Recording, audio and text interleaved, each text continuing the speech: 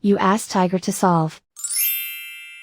This deals with linear equations with one unknown. The final result is m equals 8. Let's solve it step by step. Simplify the expression. Expand the parentheses.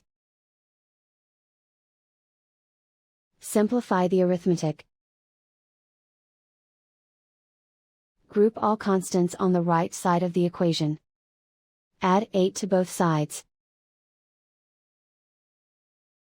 Simplify the arithmetic.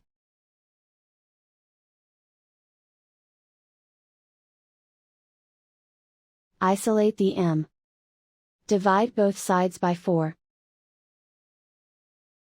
Simplify the fraction. Find the greatest common factor of the numerator and denominator. Factor out and cancel the greatest common factor. And so the final result is m equals 8.